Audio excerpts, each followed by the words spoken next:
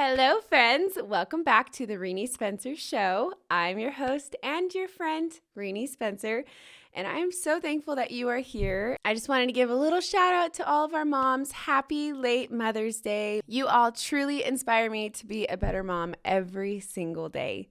Okay, speaking of Mother's Day, every single Mother's Day, I get flooded with messages on all of my social media platforms because so many of us don't have moms worth celebrating, and that's really difficult. And so I get just bombarded with questions of, do I celebrate her? Do I reach out? How did I set the boundary? Why did I cut her off? There's so many children that are just desperate for answers and desperate to feel okay on Mother's Day. Mother's Day for so many of us is filled with so much grief. So this episode, I thought we would do something a little bit different because I get flooded with so many frequent questions regarding moms on Mother's Day.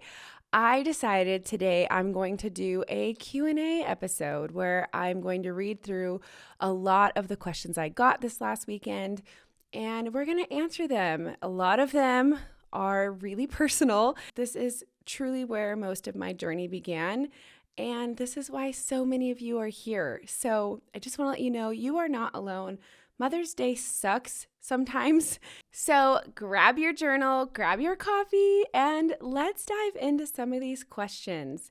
The number one question I get, and this is actually something I don't talk about very often, is what was the final moment that made me decide to cut her off for good? I'm going to try to make this a long story short, but I have to give some back context to this, and then I will tell you the final moment. Okay, at this point, I had already been trying to cut her off for years. I would cut her off.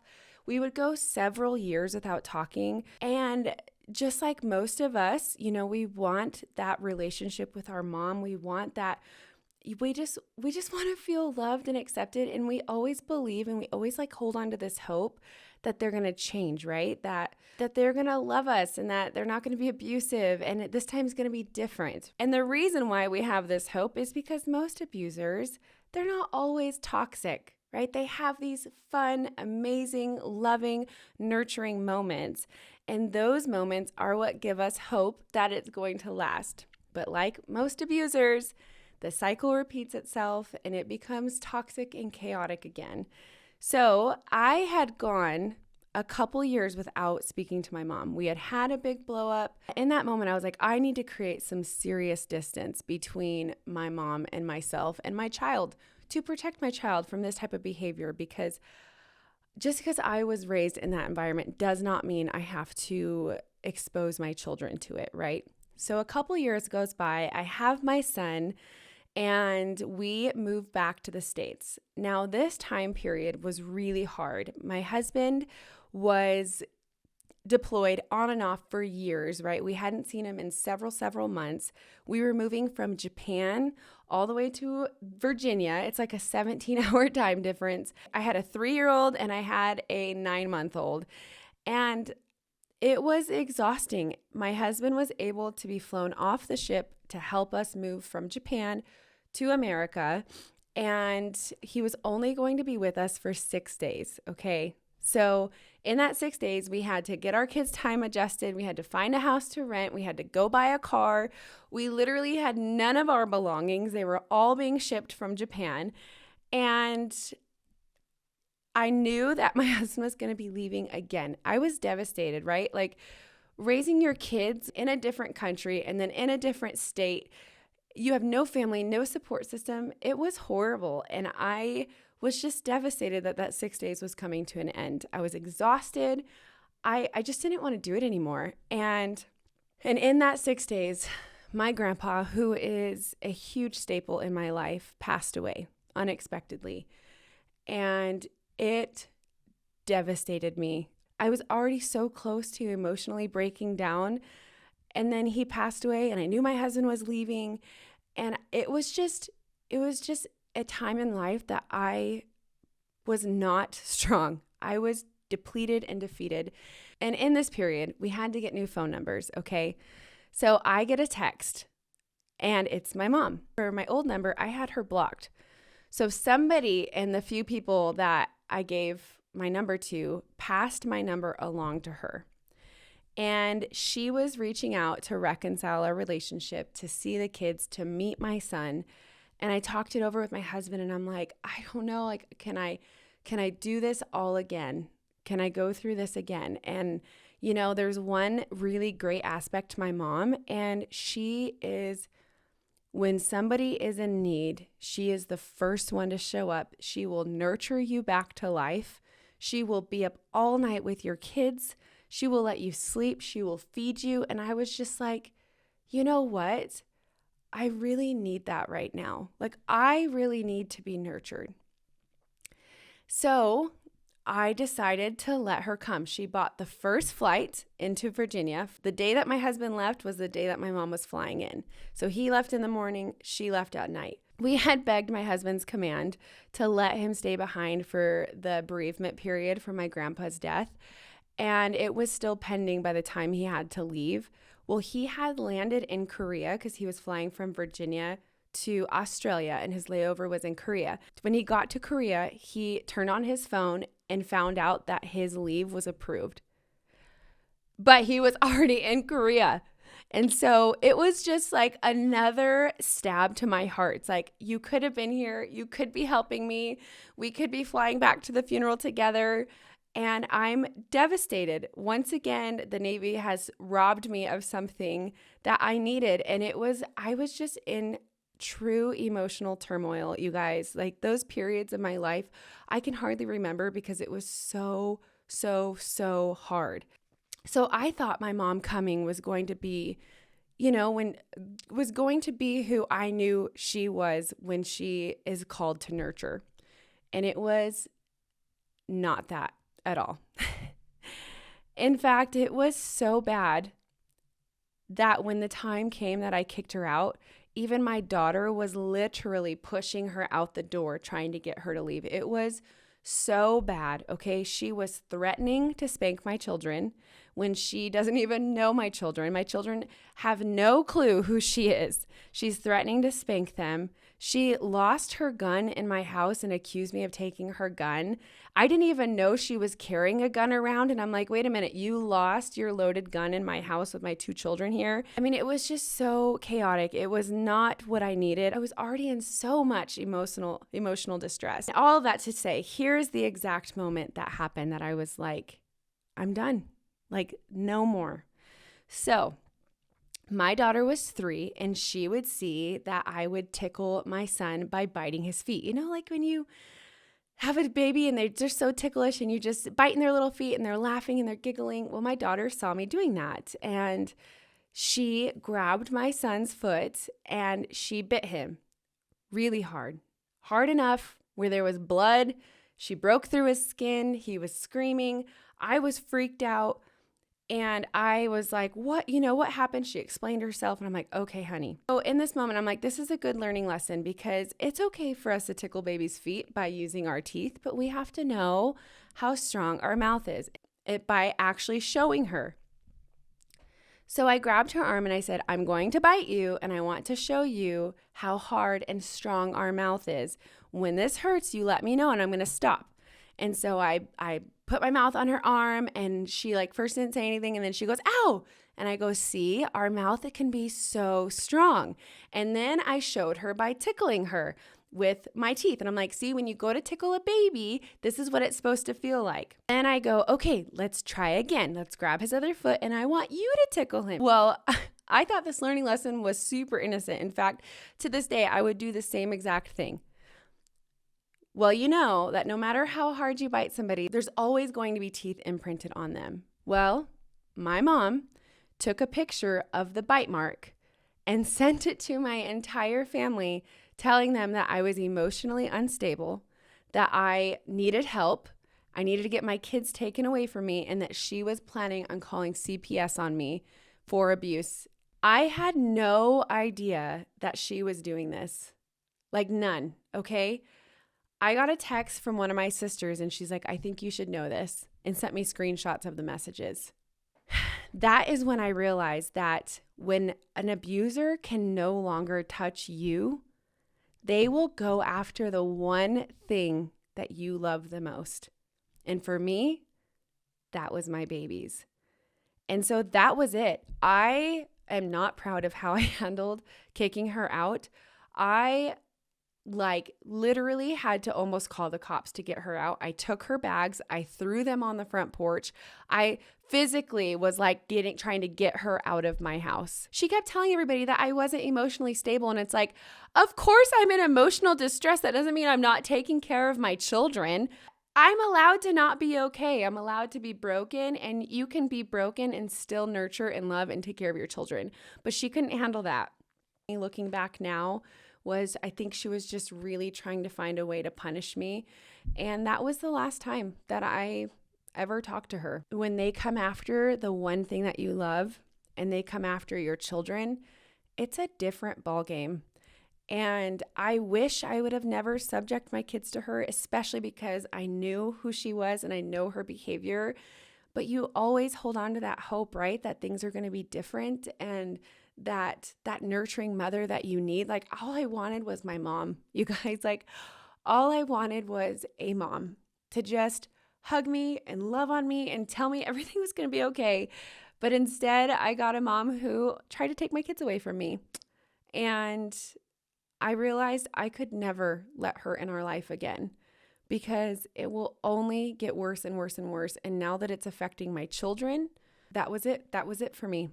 And I wish it would have been enough for me to protect myself. And if there's one thing I could say is, don't wait for them to affect your children to cut them off. Because I wish I would have never exposed my kids to her behavior, but I did. And thank God they don't remember, because it would be devastating to cut her out once they built a relationship with her. Anyways, this story is not one that I tell very often. Don't wait for them to hurt your kids too, like I did. That was the biggest lesson. Okay, number 2. Here's the next question. Did you try to repair the relationship before walking away? No, absolutely not. Once it involved my children, it was done for me. I felt there was nothing to repair after that. I don't know if you can go any lower as a parent as accusing your child of being abusive when they're not, especially coming from an abusive person, and go as low as sending people pictures with false stories. That there was just nothing to repair after that. Another question is, how did I handle the guilt after going no contact?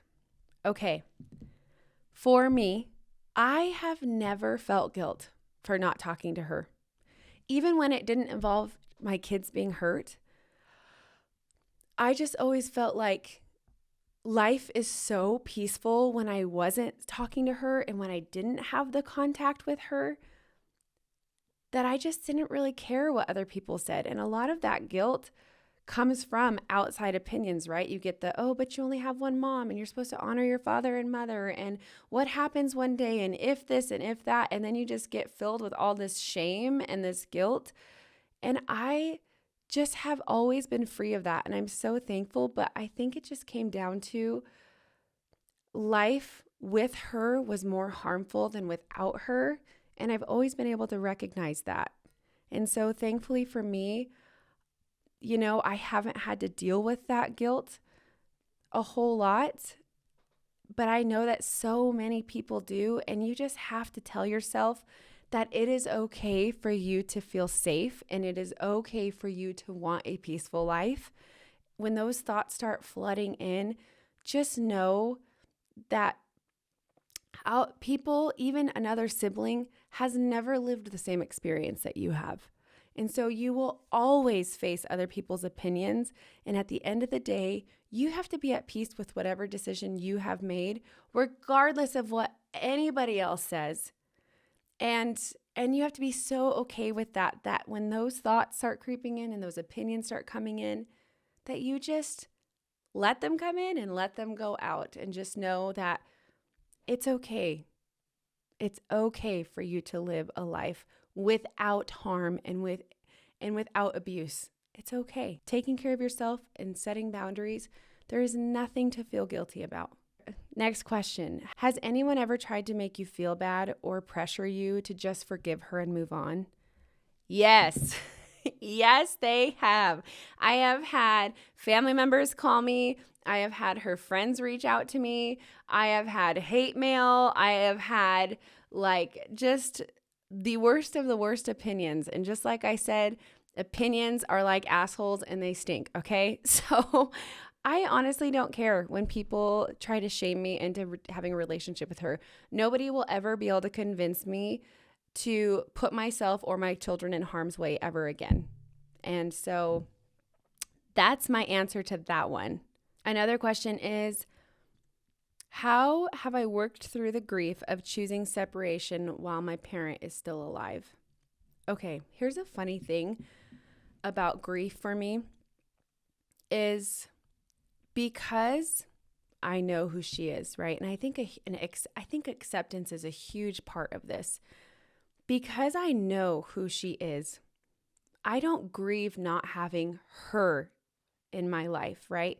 My entire life, she has been a tornado of toxicity, whether it be to a sibling or a family member, my dad, watching the chaos, watching her bust her arm through the windows, threaten suicide. I mean, even our last fight, she was threatening suicide, okay? So I grew up with this very toxic, volatile type of mother.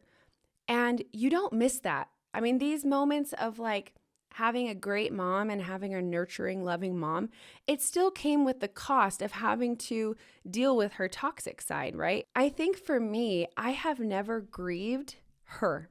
I have never grieved the loss of not having her as my mother, but I have grieved so hard not having a mother. I have grieved so hard not being able to call my mom when I'm in labor and just be like, what do I do? I have had so much grief when I watch my friends and their dynamics with their mom, and like their mom's the first person they call and is their number one support system and is showing up and is watching their kids and is just there in their life. Like I have grieved that because I'm just like, oh, what it would be like to have a mom. And, no matter what, like, no outside mother figure will ever compare to having your actual mom. And so God has blessed me in an enormous amount of ways with just bringing the most amazing women in my life who've really been a great mother figure for me. But I have truly grieved not having a mom. And I think when those times of grief come, you just have to feel it, like there was this time that I was on an airplane and I watched this couple and they had 3 children and the mother flew with them just to take care of the children while the parents just relaxed. And I was just like, in that moment, I just cried. And you know what? I just let myself cry. I let myself grieve the fact that I will never have a mother like that. And I mourned that loss, and there's times that come that I'm just like, my soul aches for a mother and my soul aches for my kids to have a grandmother. Like it really does, having them not having a grandma, it just hurts me so bad, but never in the sense that I want her as my mother or I want her as their grandma. And so I think you really have to let yourself grieve, let yourself go through the stages of grief and accept that, for me, I have to accept that she is who she is and she's never going to change, right? She is who she is. And my expectations for her to show up differently are where most of that grief comes from. And so I have accepted where she is, which is why I think it's so easy for me to separate that. Like, I don't grieve her because who wants that in their life, right? Like, nobody wants that in their life. But I do allow myself, when those waves of grief come on for a mom, I just let myself grieve. And you know what? Grief comes in waves, and there's going to be times where it's like a freaking monsoon coming in, and you are just going to grieve. And you just have to let yourself grieve and know that the calm after the storm, it comes, and then you just move through it. You just move through the pain, okay? That is my number one thing. Don't try to suppress it. Don't try to avoid it. Allow yourself to grieve. Allow it to hurt. Acknowledge what you're feeling and just move through it, Okay, move through the pain. It hurts. It freaking sucks, guys. Not having a mom sucks. Okay, how do you respond to people who say, but she's still your mom? Or you only have one mom. Honestly, there's not very many people who say this to me in person. We just have to be real. Most of the time, it's like people on the internet. But you don't have to explain yourself to anybody. And so I don't have conversations about me cutting her off with anybody that I know isn't going to be in support of that decision. So if someone tries to bring it up and I know for a fact they're bringing it up in a way that they want me to reconcile that relationship, I just shut it down. This is not a topic I'm willing to discuss. End of story. That's it. If they keep talking about it, then I just say, hey, if this is something that keeps getting brought up, unfortunately, that means I'm going to have to no longer speak to you, or I'm going to have to limit my conversations with you, or I'm just going to have to get up and leave, right? Like, boundaries are what you are going to do based off of somebody else's actions. So if they are bringing up your mom that you cut off or your parent that you cut off, just know it's not their responsibility to respect that you don't want to talk about it. It's your responsibility to get up and leave the conversation if they don't stop. You can only control what you do. So stop trying to control what everybody else says, what everybody else does. Control how you respond and what conversations you're willing to engage in and which ones you're not. That's it. It's that simple. What does my Mother's Day feel like now that she is no longer in my life? Peaceful as ever, you guys. Like, it is so nice to not feel like I am obligated to reach out to her, to spend an hour with her, to go over to her house, to get her a gift, get her a card, make her feel loved, make her feel like she's the most wonderful mother in the world. Honestly, it is so peaceful. I don't even think about her on Mother's Day. I know that sounds so harsh, but I have come to a place where on a day-to-day basis, unless I'm making a video about her and about my story with her, I don't even think about her, you guys. And at first I can say it wasn't like that, but for me, I have been on and off talking with her for 16 years, okay? So it's not like I had this consistent relationship with her. I bolted at 17 and I have gone years on and off without speaking to her. So when I finally made that cut, Mother's Days without her are honestly so peaceful. And you know what? It's about me and my babies. Me and my babies, and that's all that matters. So for me, they're peaceful. I love it. I don't have to deal with her chaos and I don't have to pretend to celebrate her. And no longer having to pretend is just so nice. Do your kids remember her? No. Not at all. My son was 9 months old and my daughter was 3, and they have no recollection of her. Do they ask about her? And if they do, how do I respond? Yes, we have had lots of conversations about my mom. They have asked why we don't talk to her. They've asked a lot of things. And you know what? I'm just honest with them and I put it into perspective of their own friendships and relationships in their life. You know, I've had a conversation with them and it's like, honey, if somebody in your life, like a friend, was really, really mean to you, would you want to keep them in your life while they continued hurting your feelings? Or would you want to create some distance?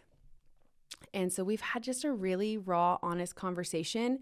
I never lie to my kids and I just let them know when people are harmful, no matter who they are, whether they're family or not, we are allowed to create distance. And that's what they know. So they do ask about her, they'll ask like, what does she look like? And I'll show them pictures and they'll ask, what things were like from my childhood. And I always tell them the truth. My kids know that no matter what they ask me, they're going to get a truthful answer from me. And it just creates just a very open dynamic where they don't have to wonder. It's just pure honesty in our house. Here's the next question. If your kids grow up and they want a relationship with her, will you allow that? Okay, this is a great question because I have always said if my kids grow up and they do desire a relationship with her, they have to be old enough that they can actually leave, right? So if my kids want to leave the house and walk away and never go back, they have that right. Once they're of the age and the emotional maturity to make that decision for themselves. Until then, I am entirely responsible for them. And I'm entirely responsible for protecting them. And so right now, no, they will not be allowed to have any access to her, but nor do they want it, because we've had honest conversations and they see the damage that has been done there. So if they ever get curious when they're older, obviously when they're adults, I can't stop them from whatever they want to do. And so I right now am just teaching them that toxic people you don't have to have a relationship with. And if they want to explore that relationship when they're old enough to do so, that's their choice. And I will support them no matter what they choose to do. But no matter what, they know that they are allowed to walk away at any point if they would like to. How do I deal with family members who choose to stay in contact with her? Honestly, it's none of my business. Not one bit. And I know at first, like, it's really hard because you're just like, can't you see the hurt and the pain that not only is she causing me, but she's causing you? Because when you're out of it, right, you can see it. You can see the same toxic cycle happening with other people that you love. But everybody's healing journey is different. Everybody's tolerance is different. Everybody's idea on boundaries are different. And nobody's walk of life or decisions are mine to meddle with. And if somebody chooses to have a relationship with her, that's okay. That's their choice. And as long as they're not trying to be like a flying monkey, or, if they're not trying to implement their own disgust for my decision in my life, then I don't really care what they're doing. I wish them and their relationship all the best, and I can still have great relationships with my family members who choose to still engage with her. It doesn't have to be me or her. And it's a really immature mindset if you think that way. So, do I have to be careful with what I tell some of these people who still talk to her? Yes, of course, because she will literally pry and fight her way into getting information. And I know that, and I know the pressure she can put on people. So there's just some things that I choose not to repeat and to not tell about our lives, because I don't want to put that person in the middle of her and I, and in the middle of this like tug of war where they feel pressured into giving her information, but also know that that would be betraying my trust. So I choose, because we can only control what we choose to do and say, I choose what I'm willing to share with the people who have relationships with her and what I'm not. And then if it gets shared, I shared it knowing that that could happen. And you have to be okay with that. So for me, I love the people in my life who still have a relationship with her. And I truly wish them and their relationship all of the best. Just because I couldn't do it doesn't mean somebody else can't. And that's okay. That's totally okay. Do I ever feel judged for choosing peace over reconciliation? Everybody's going to judge your decisions in life, right? No matter what you do, someone's always going to have an opinion. I associate myself with people who have truly like-minded intentions. And so I think that we can easily become a victim and think that everybody is judging us. I don't choose to see life that way. So no, I don't really feel judged at all. I feel supported and uplifted, and the circle I surround myself with really empower me to be my best and to show up as my best and to protect my kids. And so you are who you're around, and if your circle is constantly shaming you for the healthy decisions that you're making, it's time for you to find a new circle. And the people of the internet, I could give two shits about, okay? There are so many people who like to judge you on the internet, whatever. They're all in their grandma's basement, like living off their mom's spaghetti that night. So don't even worry about them. Who cares? Okay, what helped me heal and stay grounded after cutting ties? I do not feel like I have truly started my healing journey with this until the last maybe 3 years. Until 3 years ago, I still wished her harm. I would use terms like I hated her. I would engage in conversations that would bring her down. I would do things like if she sent my kids a gift, I would return to sender, because I knew that her getting the gift back in the mail would sting more than me getting it. And so my intentions were to hurt her, not to avoid giving my kids this gift. If I could be truly honest with myself, when hurt people, right? And so I did things out of causing pain.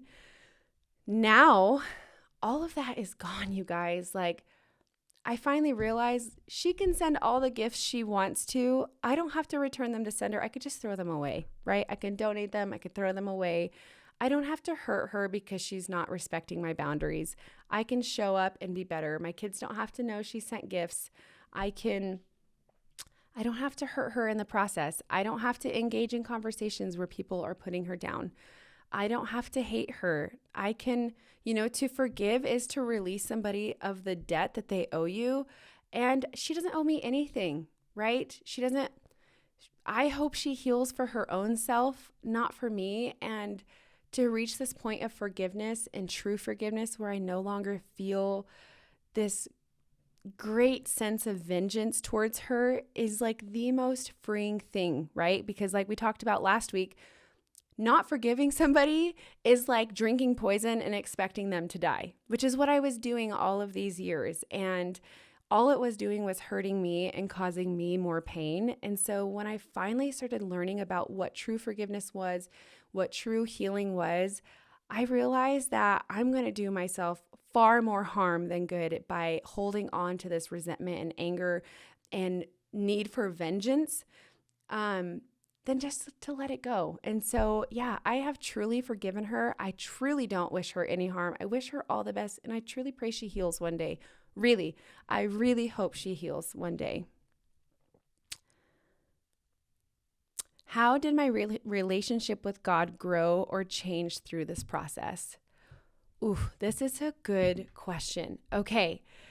Growing up in the church that I did grow up in, where you are taught to honor your father and mother, a lot of heads were turned when I was getting abused or my siblings were getting abused or even hell, my dad was being abused.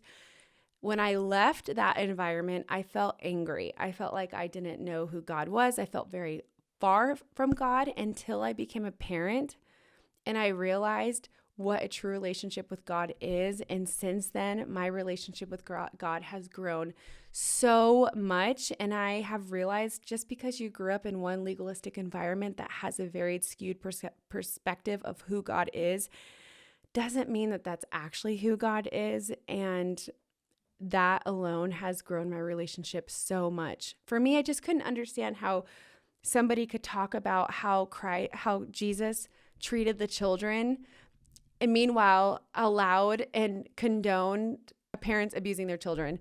Like it never made sense to me, and it just left me feeling angry, and it left me questioning God. And coming out of that and finding my own relationship with God and realizing that's not what God had intended for parents to do at all truly, truly helped my mindset. Because you know what? People are going to sin, people are going to fall short, but God is always faithful and he always shines through. And so broken people preaching about Jesus doesn't mean that's who Jesus is. And what I would say is if you are in a church that's condoning abuse and is turning their heads to abuse, find yourself a different church, because no church of God would ever condone a child being abused by their parents. They just wouldn't. I always say you can't call yourself a Christian while abusing your children. You just can't. Has she tried to reach out to you? Not in a couple of years that I know of. So all of her numbers are blocked. Her numbers, her emails, everything that I could possibly block her on is blocked. However, I did find like a year ago that 2 years ago, she called me and threatened to sue me because of my content. I had just started posting about my relationship with her and going no contact. And I have a voicemail from her threatening to sue me. And she was like going to have her lawyer send me a letter. Well, that was in like 2022 and I never heard it until 2024. So in fact, I still have never listened to it. I just read on the screen what it said because hearing her voice is gross and icky to me. And I just didn't want to listen to it. So I didn't. And, but yeah, that was the last phone call I think that she's ever made to me directly that I know of. Does she still send packages? No. So not that I'm aware of, because I have set the boundary of I won't be accepting packages through people anymore. Before, she would use my sisters or people that she knew to pass along information or packages, or when she had her old address, she would mail stuff directly, but we've never passed that new address along. So I don't know if she actually sends packages. If she does through people, they don't give them to me. So that's great. How are you going to handle the day that she dies? Knowing that you are no contact, do you think that you'll regret it? I get asked this question so much. And all I can say is everybody's journey is different and nobody knows, right? None of us know how we're going to feel when that time comes. All I can say is I know without a shadow of a doubt that I will never, ever, ever regret protecting my children.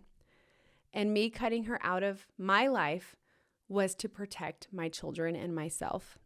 And it was because of her choices, right? If she didn't act the way that she acted, she would have access to my children. She has made her bed and now she has to lay in it. And when that day comes, and I have made peace with never seeing or speaking to her again. I truly have. And so when that day comes, I don't know how I will feel, but I know for sure I will never regret protecting my children. And so will I regret not having contact with her? Absolutely not. Because the opposite of that would be subjecting my kids to abuse. And who could regret that? So that's my answer to that. And last question, we're gonna end this session with this last banger question. What would she have to do to fix what she has broken and earn her way back into your life? Do you know on average that it takes somebody 2 years of consistent changed behavior to feel safe to the person that they've harmed? I truly don't know if it would ever be possible for me to trust her again with how many years of lies and damage that have been done. I mean, my mom is a pathological liar. She believes her own lies. She tells lies. She lies about everybody in her life. And she would have to come clean and she would have to be honest about all of her lies, all of the damage that she's done. She'd have to recognize it. And she would have to put in years of work before I even allowed her access. And I personally don't think that's possible. I mean, all things are possible through God, right? So I'm not saying it's not possible. I don't foresee her ever changing. There is court damage. There is marital damage. There is damage in there's so much. I truly don't think it's even possible for her and I to ever mend that relationship. But at the minimum, it usually takes 2 years of changed behavior for someone to feel even remotely safe. And I don't know if that 2 years is worth it for my kids. I just wanted to be transparent with you guys about all of these answers because it is so hard navigating cutting off ties with a parent. You have so many opinions, you have so much grief, there's so many aspects, and sometimes you just need somebody to validate the things that you want to feel, but that you feel too guilty to feel. I just want to reiterate again, you don't have to wait for them to hurt your kids to cut them off. Okay, hurting you is enough for you to cut them off. And you don't have to feel guilt over that decision of protecting yourself, protecting your family, and protecting your peace. Okay, there's no guilt and there's no shame in that. You don't have to worry about outside opinions. You know what? Who the frick cares? They're not living your life. They're not in your shoes. Outside opinions are exactly what they are. They're outside. Nobody but you has ever experienced your experiences, and you don't have to justify them to a single soul. And it took me way too long to believe that and to hear that and accept that.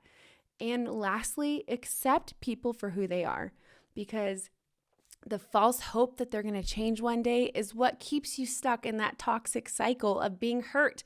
A lot of times we are the cause of our own pain because we won't make that decision that we know needs to happen based off of our expectations and hopes that things will one day be different. And the chances of them ever being different are so slim. So stop waiting for them to make that decision because of you and start taking care of yourself and mothering yourself, okay? Choose to comfort yourself. Choose to surround yourself with people who support and align with your decisions. And at the end of the day, just know that you are worthy of a life full of love. You are worthy of a life full of peace, and you don't have to be hurt every single day. You don't have to You don't have to make that stupid phone call on Mother's Day wishing a mother happy Mother's Day that was awful to you. All of this to say, I know this is a little bit of a different episode than what we are used to, but I just wanted to be so transparent and just completely honest about how I feel, because you can feel this way too. And I know the trenches that you have to go through to get there, but I'm telling you, on the other side of it is freedom. And you and I, we are growing and we are learning. And we are going to do this together, okay? You are not alone in this decision. I am your friend and your host, Rainey Spencer, and I will see you in the next episode.